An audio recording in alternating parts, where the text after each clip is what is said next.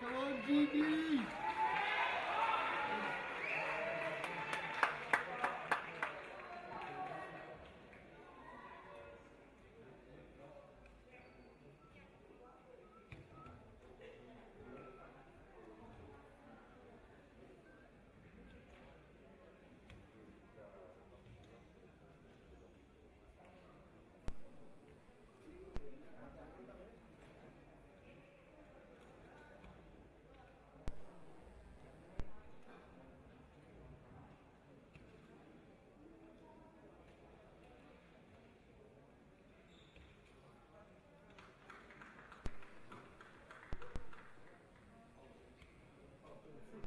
Go on, Glenn, you got us, come on!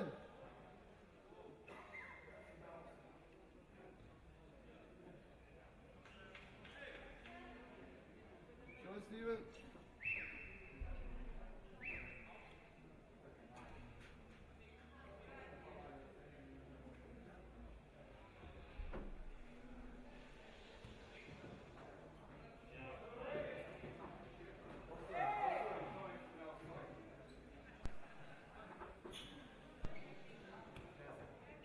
Yeah, good shot, Zara. Go on.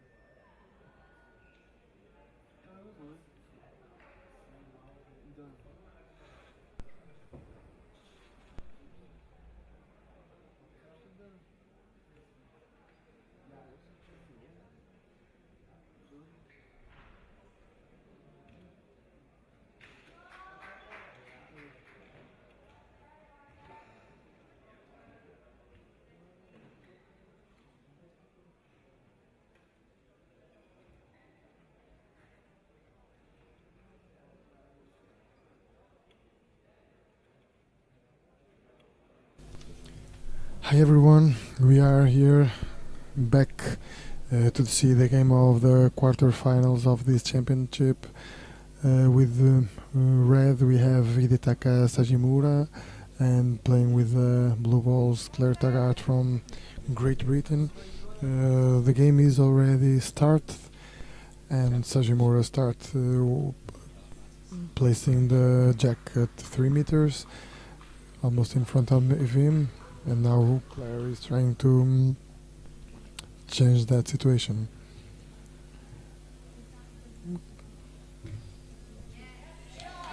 And now making a great roll, getting the gap that she have between that two red balls and changing the situation of the game. During this year, Claire did it very well. She made the first place in the regional open of Nymburk, made the second place in Zagreb regional open, and made an amazing European championship with a second place. She was one of the surprises of the competition, and she did it very, very well. And the other side, we have Sugimura. Sugimura is too a great player with a great result during these years, achieving almost in every competitions the finals or getting a medal, and is actually the number 2 of the world, and Claire is the number 10 of the world. At this moment, I have here with me Sandra King. She is the technical delegate of this event, and as you know, probably know, she works to coaching bosses, so it can be here a great moment, and it's a pleasure to have you here. Welcome to our live stream. Thank you very much. I've been a little bit busy, so I haven't been able to help you before today. And for us, it's great to have here an English talking about one game with a GB player. So we start here the match. Sugimura starts well. Claire is able to change the situation, and now she's with some work to do here. Yeah, but she's been working a lot on her power shots recently, and we've seen a real step change in the way Claire plays. It'd be interesting to see what shot she's going to choose here now.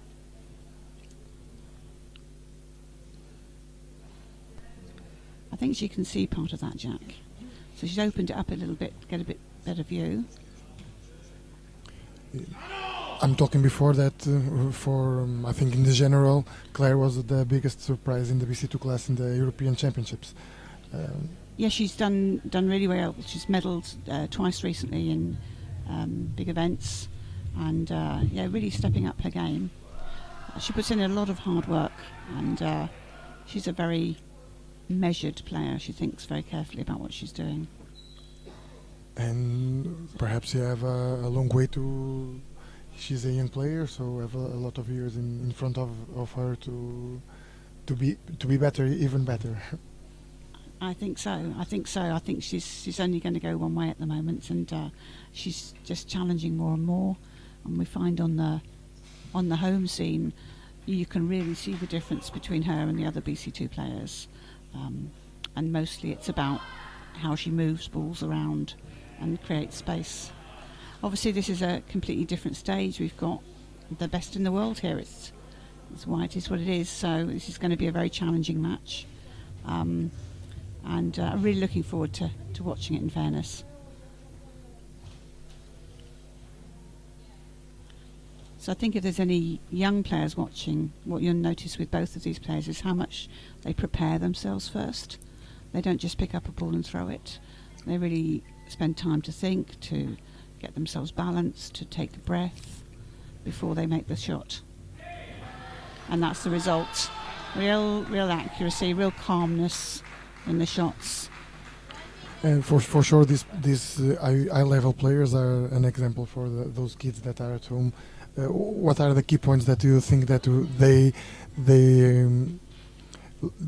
might be look to when they saw these games?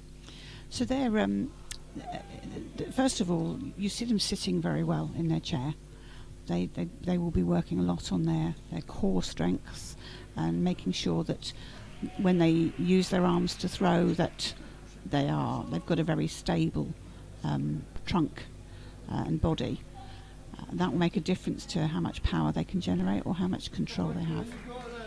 So that's 2 for red in that end. Two for red. At this moment, Sugimura start with 2 for him. It's always good to start in leading. That's but sorry, continue your idea about the. It's good. You see that Claire's immediately turns into her new position, ready to start thinking about what she's doing this end. She's taking on some fluids, which is really important because we know that if you get dehydrated, you make decisions that are not quite as good. So it's really important to keep taking fluids on. You'll see both the players doing that now. And Claire's just getting herself organised, getting things the way she likes them. Everything have here a precise routine or to do the things I and think have the so. things in the right places, or Yeah, so I don't coach Claire. As you may know, she comes from Northern Ireland, and I work with some of the English players, so I see Claire at things, but I don't coach her. But she will, I'm sure, she'll have a very defined process that she goes through in her physical self and in other things that she's doing, perhaps in her mind as well.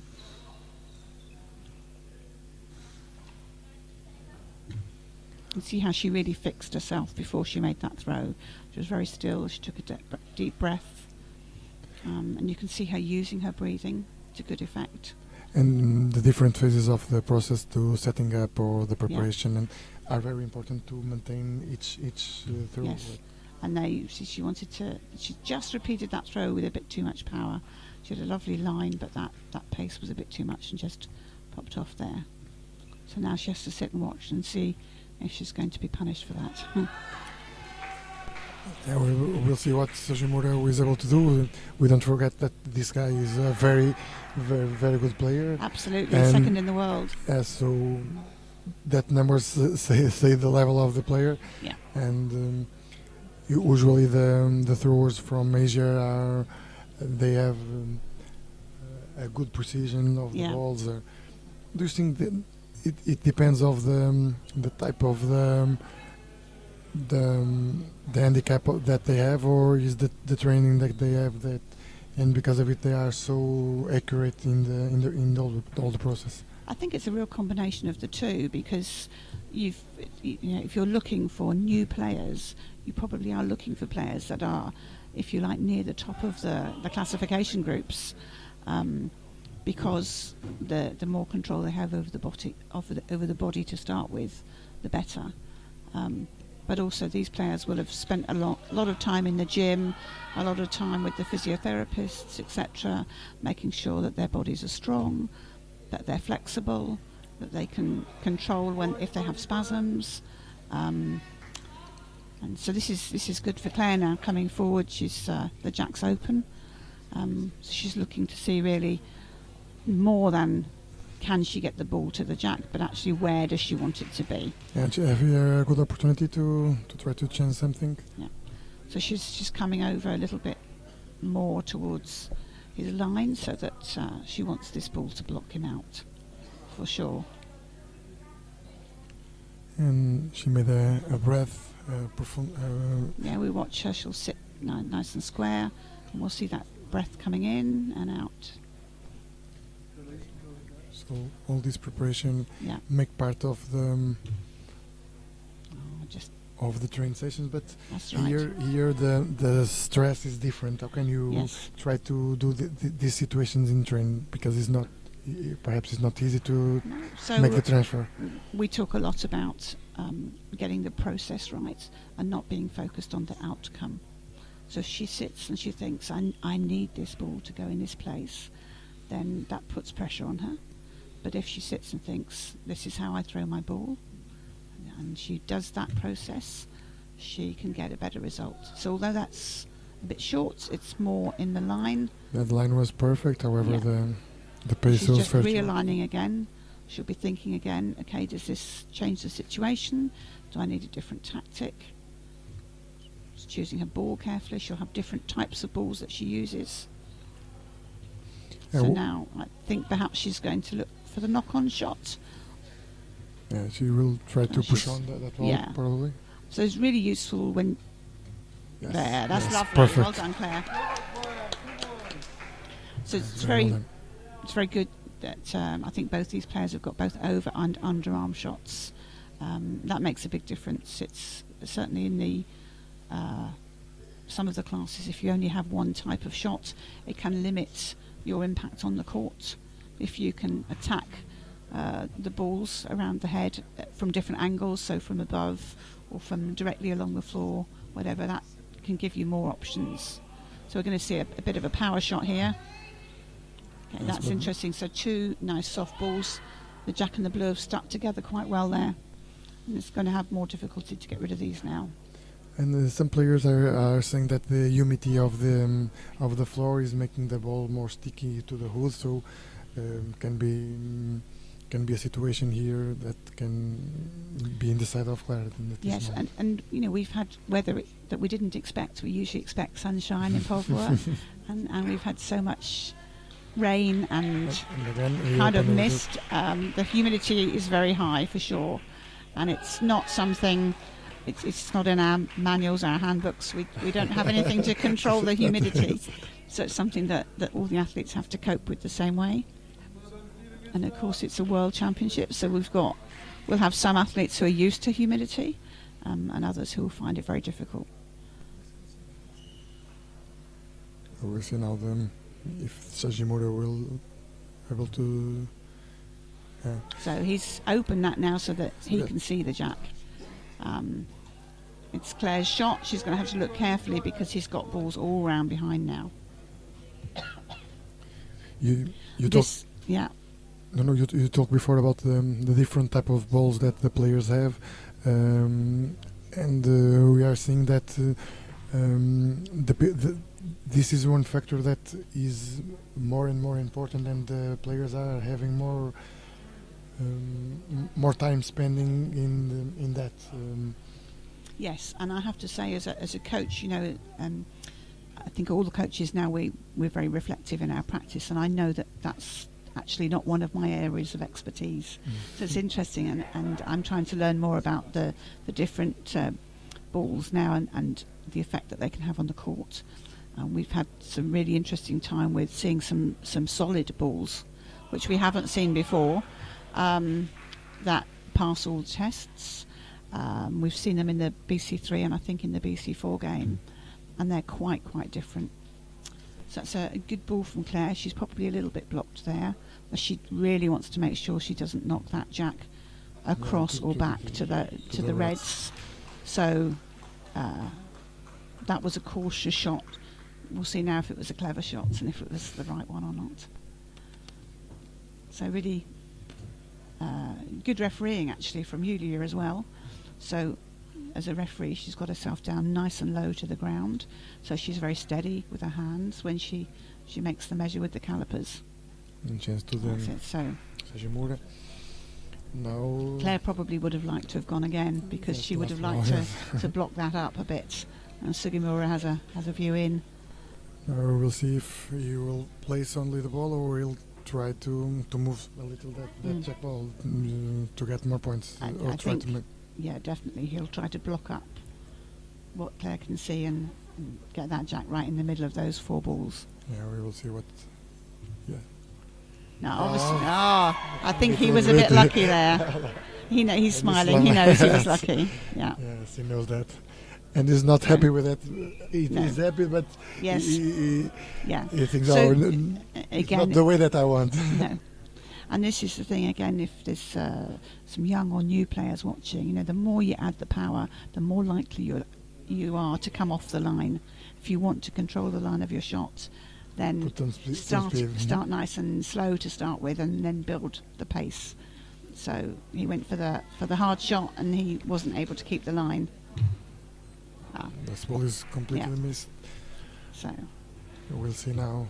We'll be lucky here if it's only 1 or 2 points, I think. I think that I hear 2 points, but I'm not sure about it. We will have to wait a little. Yeah. 1-2, yes. Yeah.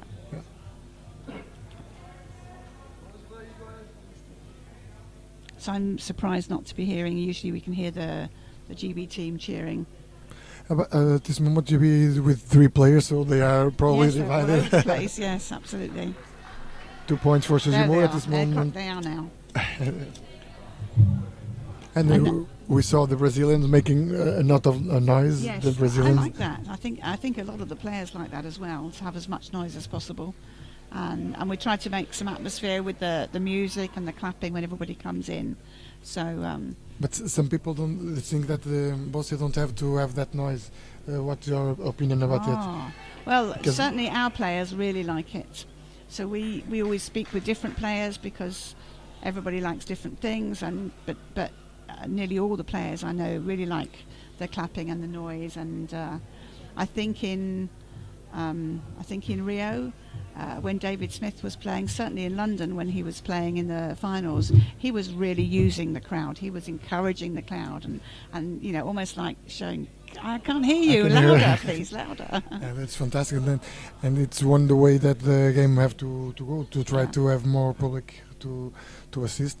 I think that this is a problem of this sport at this moment. Of course, in Paralympics it's easier because it's a very big and universal event, but here we can see is always about the players and the families. And I think in Tokyo they're going to have a bigger capacity than ever, so they have to fill that. So, I mean, that's really, really important. You can't have a big stadium and not fill it.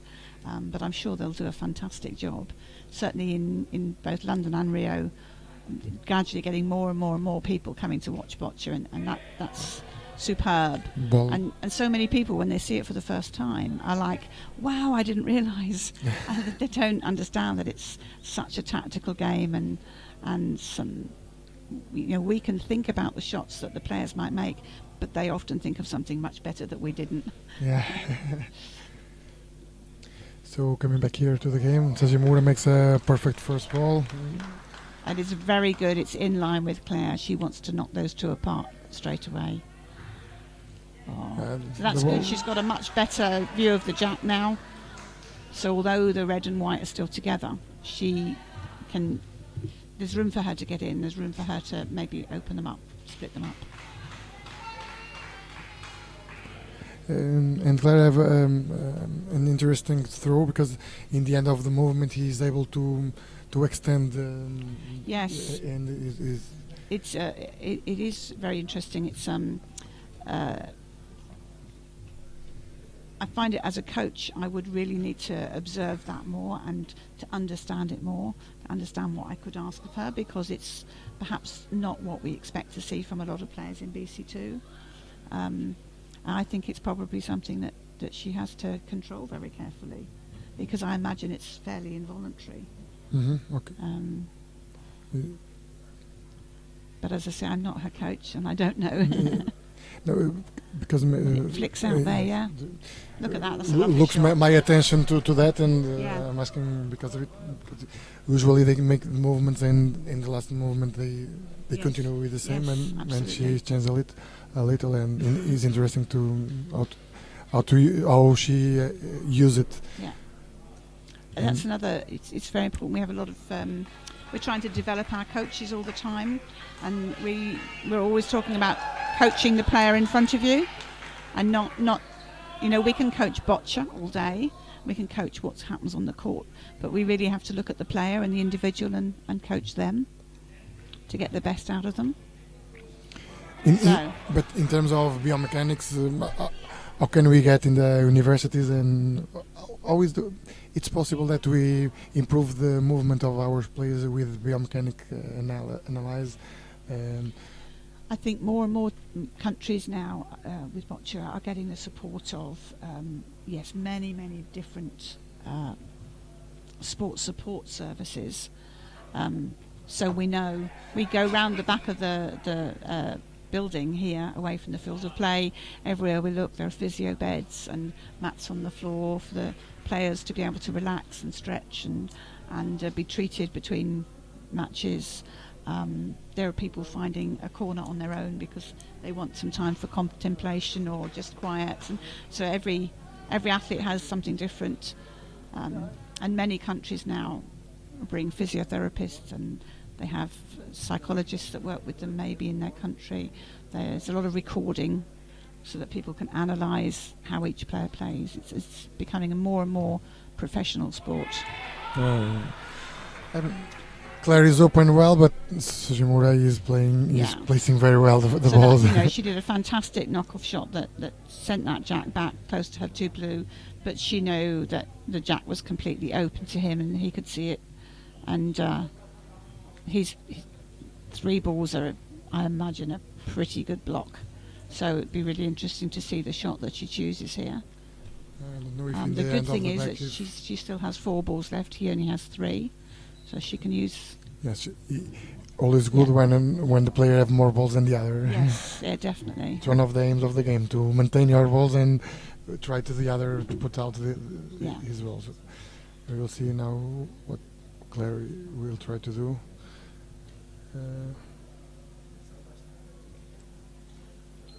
So I'm interested to see. Yeah, she's going to. Okay. To place a ball. Try and come up the side, maybe. To get a support to another ball. Yeah, that could be a possibility. I didn't know although it's near the V, it's quite a distance from her, and I didn't know whether she'd have a shot. Sometimes we see players coming over the top, trying to move the jack back away. Okay. And can be. I think those red balls are a real problem. She's looking at it from different parts of the box, and that's something else that you don't see the newer players do so much. So it really shows her experience that she's using deploying the all the angles. Yeah, she's coming and taking a look from different places.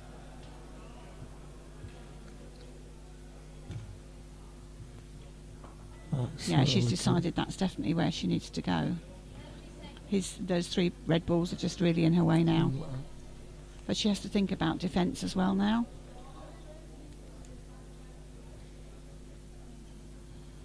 It seems that the last two balls are with a lot of pace in the placement, and now she have to put one ball there for sure.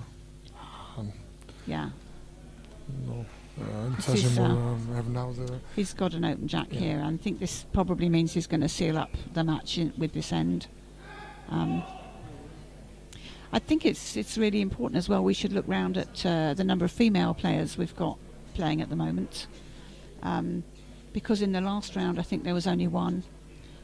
So we're looking at the quarterfinals now. It's really good. We've got 3 girls on here. 4, I think, actually, and we need to do more to encourage our female players in the sport. It's really good we could feature Claire in this match. Evany from Brazil yesterday, she's talking about that situation, and she said that can be nice in the future, thinking in separate the males and females. Do you think that this will be the next step of BC2? Oh gosh, I have no idea, but one thing I do know from my experience with the Paralympics is, we only have a certain number of places, we call them slots for athletes, and bocce is one of the few sports where BC2 has managed to push and get more slots. There are many Paralympic sports where they're having to cut down the number of athletes they have at the Paralympics, so we're very honoured to have more. But if we introduce a new class, if we divide males and females, then somewhere someone is going to lose out, because we won't get twice as many slots because we have men and women. So it's a really tough decision, and one that I'm sure BC2 will be discussing with IPC. In terms of controlling the number of players, we sometimes hear some things about in the teams don't have substitutes, and in that way it's possible to have more space to more players. The substitutes in teams and pairs is really a thing that is useful for the teams, or they stay there only to stay and don't play. I think it really depends a lot. So quite a long time ago, I don't think our athletes were nearly as fit as they are these days, but these guys that we see in front of us, they train hard, they're very fit, so that changes things. But we also have to respect the disabilities of the players, and their individual needs. So it's a tough one. 20 years ago in bocce we were fighting to have reserve places, because to start with there were none, so BC3s, BC4s started with only 2 players in the pair. But even what we saw the most part of the games is that the players are used. Yes, and if that's the case, then maybe that is where we go to next.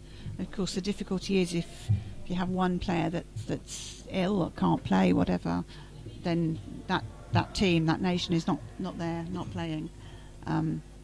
So it's a you very have to think in every situations. As always, there's arguments for of both course, you sides. have arguments that there are some another sports that don't have substitutes, and if it's injury, they don't play. But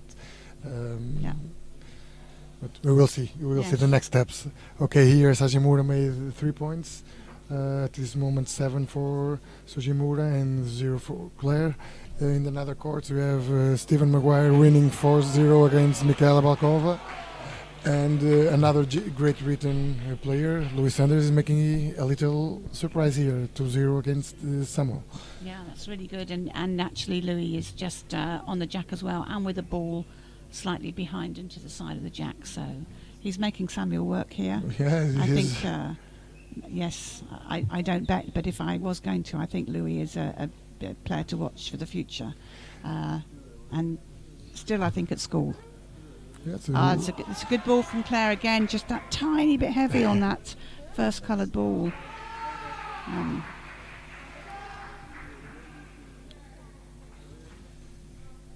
So I can see 2-2 at the end. The other BC2 match. Number 204. I will try to hear my... Only to make a key there. So you have Artem Kolenko winning 5-0 against Vivian Lau. Big surprise, Artem Kolenko is here in this championship doing very well. During the group phase he won the 3 games. It was interesting in that group. There was the number 1 seed in the group actually decided. Yeah, he. Sorry, I said decided. That's probably not true. He was injured and had to withdraw. In the other court, number 4, Stephen Maguire is winning Michaela Balkova 4-0. Suengampa is winning 6-0 against Dmitry Kuzmin, and Samuel is losing against Lois 2-0. And Wing Leong is winning 3-2 Ponchok Larpayan. Vongsa from Thailand is tied 2-2 against Chung Hu Lee, and Marcel Chant is winning 3-0 against Yu Lam Jung. Back in here, the situation. So that's Sugimura's 3rd ball coming in onto that jack there. So Claire's going to come out and have a look. This chance of strategic of Claire to put the ball even longer than the other. Yeah, and there's one thing that I can definitely tell you about Claire, and that's that she's going to keep playing till the last ball. So even though the score is 7-0, she'll be wanting to play her best boccia in this end and show what she can do.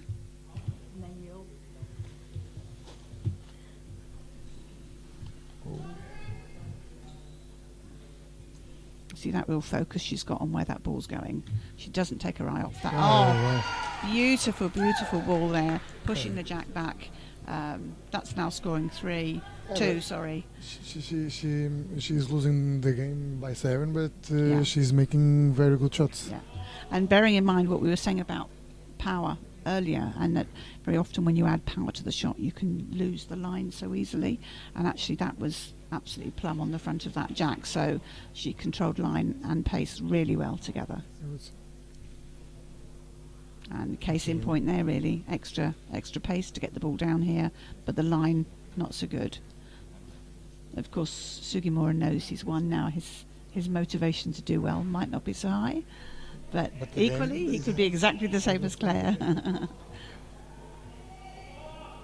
And Louis there seems to have the situation of making more points, even more. Yeah, Louis making a really good match beside us as well. That's better. Yes, that's right on the jack from Sugimura. So Sugimura proves here why he's the number 2 of the world, making constantly and good balls. One of the key words in boss is the consistency, isn't it? Consistency is so important. Yes, and for us coaches are we can be quite hard when a player tries to do something, and then when they eventually achieve it, we say, lovely, do it again. That's for sure. So Claire is really coming and looking for the line, but she's looking for, is there any weakness? Where am I going to hit these balls to try and do something with them? So she's looking for that opening. Moving again. Oh, there we have the power again, not quite being the right direction. Yesterday you have here Jantien from Netherlands saying that they are working with one guy only about the wheelchairs of the players. They are trying to develop the best wheelchair for the players. That is very important too. The stability that the wheelchair is able to definitely. So it's for the stability of the player as well as the stability of the chair. Very important.